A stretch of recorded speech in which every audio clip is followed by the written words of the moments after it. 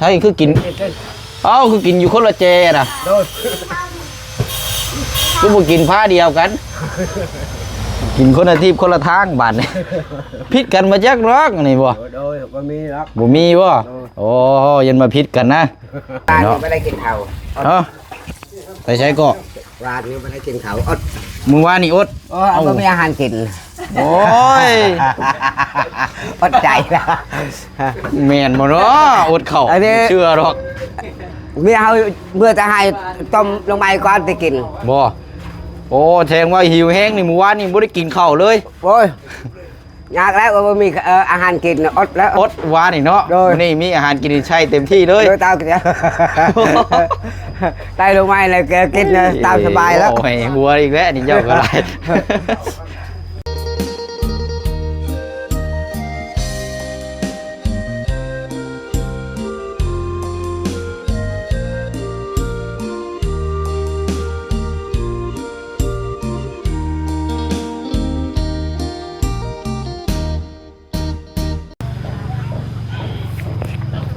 เนาะมาต่อกันเคสของทางประตูอาเดียบัดนี้พี่น้องเนาะหลังจากได้อัปเดตเวียกงานสำหรับทางเคสของทางน้องไม้น้องทายบุกเบิกตัดไม้เมื่อเช้านี่ครับพี่น้องเนาะจากนั้นก็มาต่อพี่บัดนี้พี่น้องทางประตูอาเดียเนาะเวียกงานการสร้างในการต่อเติมห้องน้ำห้องในเนาะมาบอกเราก่อนพี่น้องเนาะเพราะว่าสิได้เดินทางกลับเมื่อบ้านก่อนเนาะก็ขึ้นมารอบนี้นี่ก็1 อาทิตย์พอดีเลยพี่น้องเนาะเพราะว่านี่ก็เป็นวันจันทร์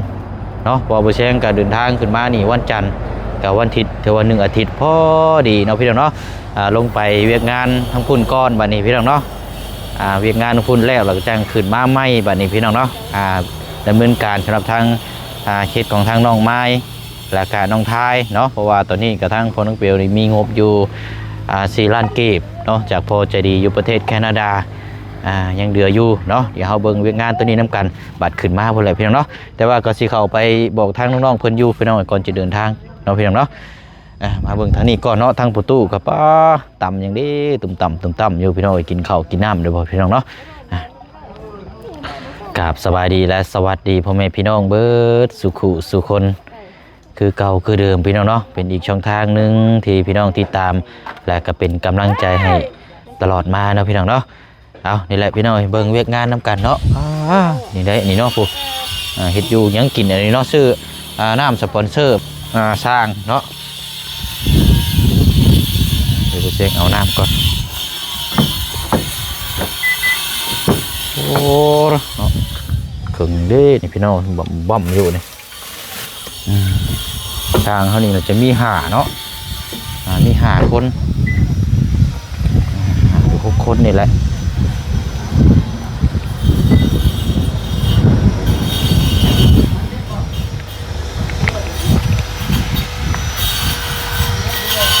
โอ้เทพื้นงามแบบนี้เนาะ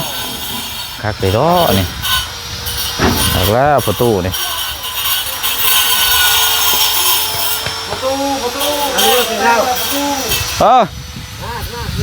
เมื่อกินข้าวลอยกินผู้เลี้ยวบาทนี่อ๋อจีหิวแห้งเนาะกินข้าวผู้เลี้ยวบาทนี่โอ้ได้ยังกินนะกินน้ำไม้เลยกินน้ำไม้โอ้เด้อเอาใช่น่ะเบิ้งฮะแซ่บอยู่บ่ใช่คือกินคือกินอยู่คนละเจน่ะคือบ่กินผ้าเดียวกันกินคนละทีคนละทางบ้านนี่พิษกันมาจักรอกนี่บ่บ่มีบ่โอ้ยันมาพิษกันนะเอามาเอากินพอกินเลยเอากินมาแล้วโอ้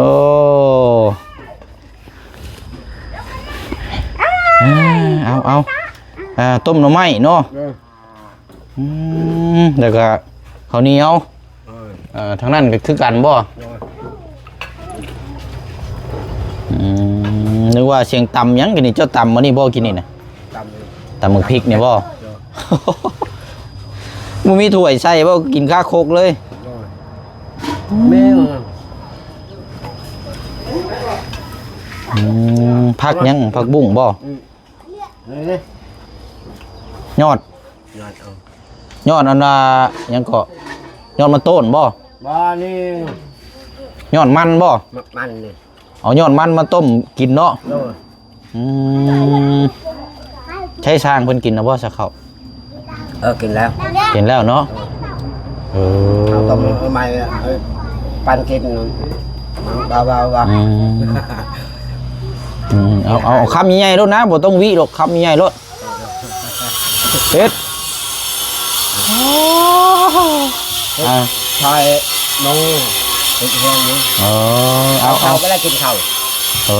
เดี๋ยวกินข้าวจังน้อยแล้วจังอันนี้เฮาซื้อน้ำมาให้ช้างเดี๋ยวจังลงไปให้ช้างเอาจะกินก่อนโอ้โหดีเลาะนี่เนาะช้างเฮามานำกันจะคนก็หาบ่ หาคน หาคนเนาะเอาเฮาซื้อมา6 ปองเอานี่ให้เจ้าเอานี่เดี๋ยวแค้นข้าวกินสปอนเซอร์กับข้าวเนาะ โดยครับได้ ได้อยู่ดอกเนาะเอากินใช้พักนี่คือบุกินแน่นี่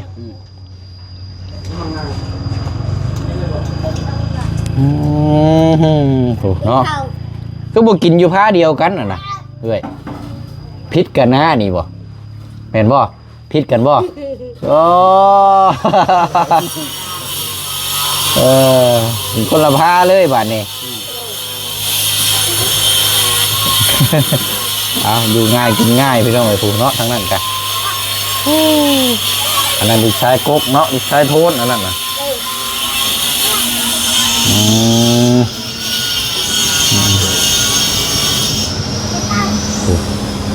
จับหนุกเลย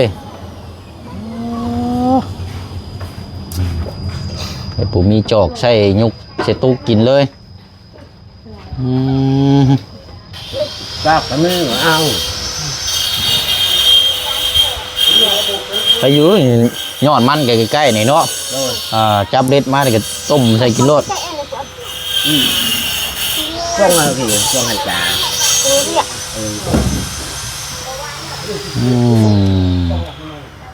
กินง่ายด้วยนี่พี่น้องเนาะคำใหญ่ๆอยู่หาจักบาทอยู่จำแห้งๆอยู่จำต่มแล้วก็งัดเขารอบมือตบเขารอบไปยัง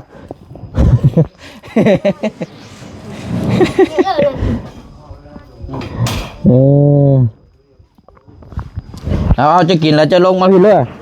เอาน้ำนี่ให้ช่างก่อนโอ้ยเนาะมาเรากำลังกินข้าวกินน้ำพอดีกินข้าวอยู่คนละผ้าผัวเมียกันเนาะพิษกันจักล็อกคืนนี่ เอาสบายดีช่างเด้อแล้วแหละนี่ห้องน้ำเนาะนั่งอยู่บ่หรือเต็มค่า โบกเลยชาบเลย หรือนั่งสาบเนาะ ชาบก็ยัง เดี๋ยวเอาแบ่งกันคนเดี๋ยวมากินน้ำกินในก่อน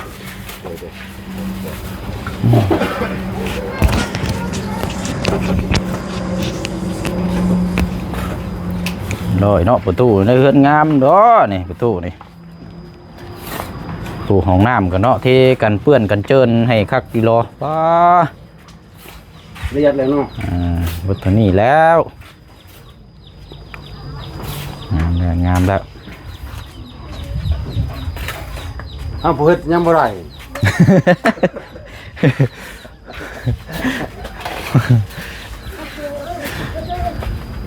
ประตู74อยู่ล่ะเวลาว่าอยู่เฮือนบ่ได้เอ้าที่นี่มันนอนนั่นนี่เลยเอาเมียนี่ฮัก10 ปีนี่เลย 3 ปี 3 ปี 3 ปีมันว่า 3 ปีเลยลูก4 คนนะบ่ปีหนึ่ง2 คนเลยบ่ ด้วยลูกนั่นบ่ด้วยลูกปี1 2 คน ยอมเพิ่นแล้ว มันประชาเขาเองเลยอ่ะนั่นว่าประชาชนเจ้าบ่เข้าใจอันนี้ประชาเขาเองนั่นแหละ3 ปีเอาลูก4 ปี4 คนเลย เอ้ย แล้ว3 ปีว่าขึ้นเฮือนเฮามันว่าเดี๋ยวนี้แหละ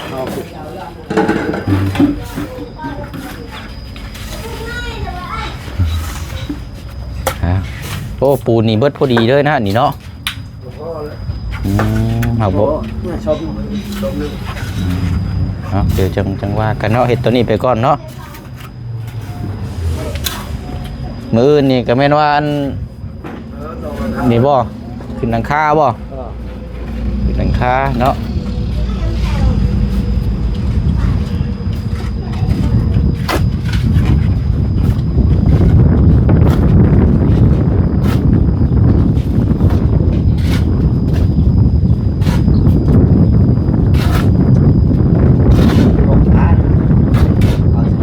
ลมเนาะลมพัดเนาะ ก็จะเมาให้ท่าน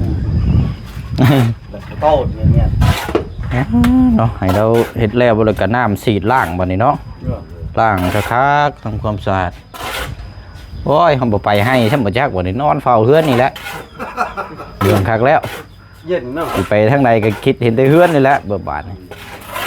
อาทีมงานซิวเป้ให้ดิแวนเดียวดี เอาไปมามัดนอนใช่นี่เนาะโอเต้นอยู่นี่แหล้วผัวกับเมียเฮ้ยเนาะคักแด้เราพี่น้อยเนาะ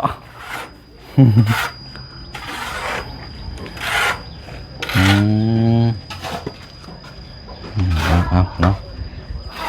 สาบหลังคา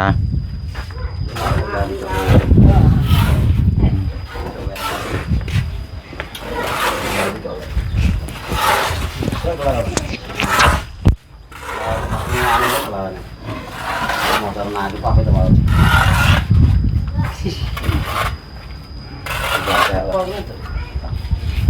นี่ก็สายยาง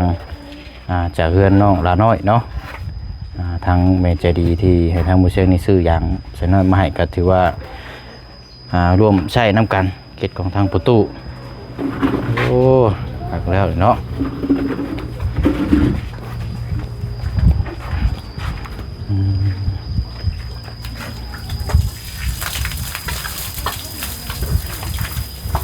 มันมาแห้งอยู่ตัวนี้เนาะ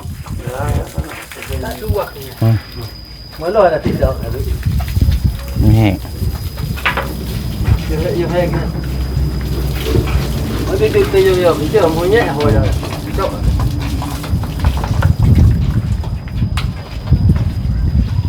เดี๋ยวหรือว่าประตูกินข้าวนะ thôi giờ thì nhẹ kiểu tay rồi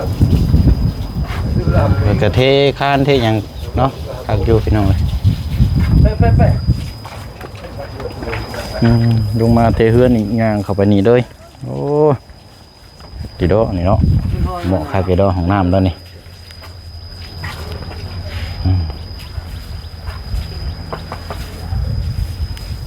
ท่ออากาศท่อหายใจ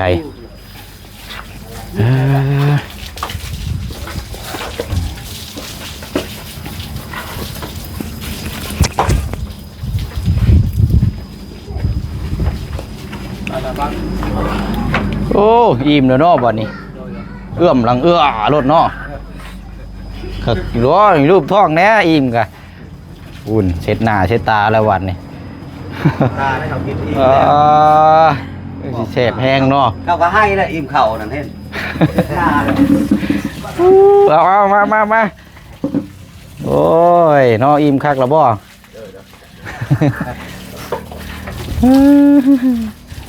คักแล้ว วาน เนาะ นี้ไม่ได้กินเข่า เนาะไปใช้ก็ วานนี้ไม่ได้กินเข่าอด มือวานนี่อด เอาไม่มีอาหารกิน โอ้ย อดใจละ แม่นบ่เนาะอดเข้า อันนี้ เชื่อหรอก เมื่อเขาเมื่อจะให้ต้มลงไปก่อนจะกิน บ่โอ้แสดงว่าหิวแห้งนี่มื้อวานนี่บ่ได้กินข้าวเลย โอ้ยยากแล้วว่ามีอาหารกินอดแล้ว อดวานนี่เนาะ โดย มื้อนี้มีอาหารกินใช้เต็มที่เลย โดยตามกันไตลงไปเลยกินตามสบายแล้ว โอ้ยหัวอีกแล้วนี่เจ้าก็ได้ มือนี้อดใจนะ มื้อนี้อดใจ โดย โอ้ยังอดใจอยู่ ว่ามีอาหารเนี่ยจะกินอาหารลงไป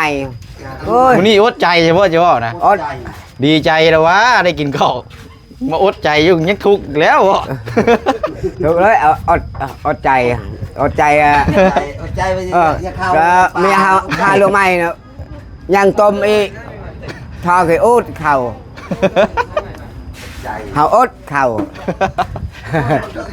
อดข้าวกิน โอ้ย เวลามีอาหารเนี่ยเฮากินนี่โอ้ยสบาย สบาย โดย โอ้ยเนาะ เอาใช้ยอดอันอยู่ใช้อันเจ้าไปเล็ดต้มนะ นี่ได้หาเก็บ อันนี้บ่ยอดอันนี้บ่ ย้อนมันนี่แล้ว ฝั่งนี้แหละ กินลายเมา กินไรเมา อันหลายเมาเอ้ากูว่าเมานะ เมาแล้วก็มันคาย มันขาย เออกินพักหลายก็เมา โดย อ๋ออีกแล้วนี่เมาผิดหมดนี่ อดใจเลยมื้อนี้เนาะ โดย โอ้บ่แม่นดีใจเนาะอดใจเลย โดย ใจเลย ใจ โอ้ครับเกินไป เจ็บไข้เลยมันไข้หอดเฮือนเลย ยากินข้าวอดบ่มีอาหารกินอด อืม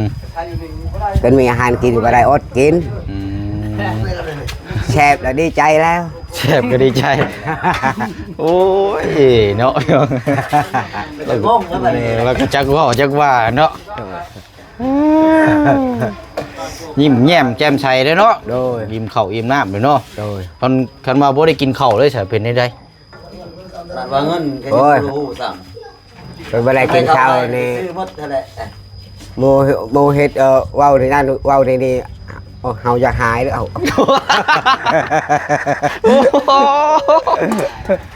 บ่มีข้าวกินเด้อแม่นคือบ่ได้กินข้าวนี่หมู่เว้าอยู่นึงอารมณ์เสียรถเนาะ โดย โอ้ ในมันเต็มในทองมันไม่ได้หายเลยยังคือตลอดเลย ยิงมาตลอดเนาะ โดย โอ้ผมพ่อจังว่าหิวข้าวแห้งบ่กินกับนางกับเมียได้กินคนละพากินคนละเจเลยกินนี่โอ้ กินตาล เอ้ย เอา ไม่ดู กิน ได้ทองปริ้งได้ทองในเศร้าเราไปกินเศร้าเรา อืม ข้าวเศร้าเลย เขาเศร้าบ่นี่นะ โดย เออ เอาไปเสียยาเราไปเก็บหน่อไม้นั่น เออ ข้าก็ต้มสุกแล้ว ที่นี่เร็วนึงเข้านั่นก็เสีย ที่นี่เราดู อืมไปหาหน่อไม้เนาะ โดย อุกใจแต่เมื่อวานนี่เนาะอดใจเนาะบ่แม่นเนาะเหมือนอุกใจอดใจ ใจมันอด อดใจแต่เมื่อวานนี่เนาะ ไปจะไปเวียนอดใจเลยหยาดนะ ไม่ใช่ในหม้อวดแล้วบ่ใช่หน่อไม้บ่ ยัง อืมบ่เอาไว้กินโลดเดี๋ยวสิอดใจได้เนาะ โดย เฮาเอามื่อกินเนี่ยอดใจได้อะเดียวอดใจได้บ่มันดีใจได้ เมียเฮาเมื่อแต่ให้ไปหาโลไม้ต้มอีก เฮาอยู่เฮือนนี่ชอยโมเฮ็ดเวียกแล้วเฮ็ดเวียกเฮาดังไผแล้วเฮ็ดหุงข้าว ดูฟังนี่อดแล้ว มีแห้งเด้อเดี๋ยวนี้เนาะ โดย โอ้ แล้วกินข้าวแล้วมีแห้ง มีแห้งยิ้มได้แล้วเนาะ โดย โอ้ยเอาเนาะเอาจังหน่อยก็แล้วเลยเฮือนนี่เนาะห้องน้ำห้องใน นี่แล้ว แล้วนี่เด้อ โดย เอาน้ำมาฉีดคัดเด้อ โดย ยืมน้ำเพิ่นน้ำมาฉีดคัดเลยก็ทำความสะอาดบัดเอาบ่เปนอนเอาอยู่บ่มัดใส่นอนนี่เอาอยู่บ่อูนะ ยัง อูเอาอยู่บ่เออ บ่มีโอ แล้วเอาอยู่บ่ เฮาอยากได้เนาะ แม่บ่เอานะคันได้คันได้อูแล้วนี่เจ้าสิบ่ได้ไปให้นะเจ้าสินอนอยู่นี่แหละบัดมันเย็น โดย เอามานี่มัดนี่บ่ได้ไปฮอดให้ฮอดสวนแล้วบัดนี้มีแต่หญ้าเต็มส ห้อ ว ง นอยู่แล้ว น้ำนี่ได้แล้วห้องน้ำนี่ว่าเฮาอกใจก็ยังบ่ได้นำนี่โอ้ยยากเอ้ยดิบ่มีเงิน โอ้ยเอาติด นี่ ตามเบิ่ง น้ำกิน กั ก็ น บ่มีเอ้าน้ำล้างก็บ่มีพูนน้ำ หิวพูดมาได้พูดแล้วเนาะ โดย หิวใส่กระถางหาบมาเด้อ โดย เอากระถางใหญ่ๆนี่ซ้ำนี่กระถางอันเฮาซื้อให้เด้อยู่ใช้ค่ะยังอยู่พุ่นอยู่บ่ ยังพูด เอาเฮากระถางมาพี่ตั้งหาบมาพี่เนาะ โดยอันนี้จะใช้ยาวๆนี่มันละแทนนะนี่แทง เอา เนาะเอาเลยเขาสิมาบอกว่าสิกลับบ้านนี่เด้อ ขอบใจ กลับบ้านก่อนอีกจักมือ2มือเนาะ โดย มือ2-3มือเดี๋ยวขึ้นมาใหม่ โดย ผู้ดีแล้วนี่มานี่ห้องน้ำเจ้าแล้วนี่ฉลองเลยนี่เนาะ โดย โอ้ขึ้นฉลองได้บ่นี่เพื่อนนั่นขึ้นเพื่อนไม้เนาะ โดย ห้องน้ำนี่ฉลองเด้อหาแนวมากินเด้อหาแนวอยู่แนวกินเด้อก็หลงหัวโอ้ยของน้ำนี่สลองของน้ำนี่เปิดเด้อเป็นทางการก่อนไหนเพราะเปิดใช้งานไหนนับ1 2 3นี่ก็แม่นจวดปิดประตูตึ้มเด้อเอาอีกมื้อนี้มื้ออื่นเนาะจะได้แล้วมื้อนี้เป็นโบกอยู่พี่น้องโบกมือขึ้นหลังคา โดย เป็นกสีจบบัดนี้ปิดเรียบร้อยเนาะแต่ว่านั่นก็ต่อกอกน้ำของในบัดนี้จังว่ากันมีงบประมาณกันเนาะ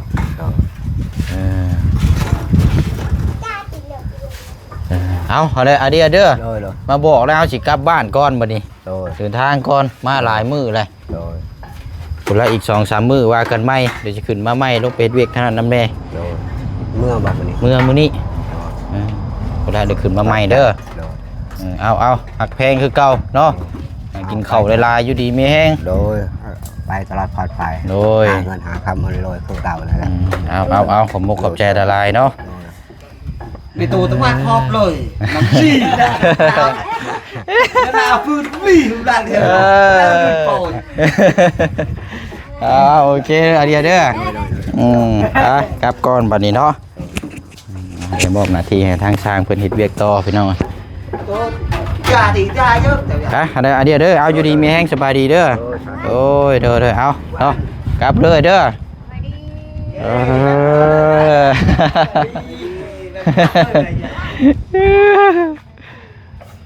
เอาเดี๋ยวไรเนาะครอบครัวเขาเจ้ากับพี่น้องมีอยู่1 2 3 4 5 6 คนเนาะ เจ้าป่าป้าตั้มอะไรกูรักตั้มไอ้ยอม ตามนั้นแล้วบัดนี้พี่น้องเนาะขอตัวเดินทางหรือว่าไปเฮ็ดเวียกต่ออีกก่อนแต่ว่ายังบ่ทันได้กลับเราพี่น้องตอนนี้หาบ่าย2 โมงเนาะช่วงแรงๆพุ่นแหละ3-4 โมงแรงพุ่นแหละจังพากันเดินทางเนาะบ่บุญบ้านป้าพี่น้อยเนาะเอาโอเคเด้อพี่น้องเด้อเนาะคลิปนี้ก็คือเก่าคือเดิมเนาะต้องขอบใจขอบคุณพี่น้องเฮาFC ที่ฮักแพงเบิดสุคนเป็นกำลังใจให้ตลอดมาเนาะพี่น้องเนาะพบพ่อกันในคลิปหน้าพบเจอกันอยู่บ้านบัดนี้พี่น้องเนาะบ๊ายบายเด้อพี่น้องเด้อสวัสดี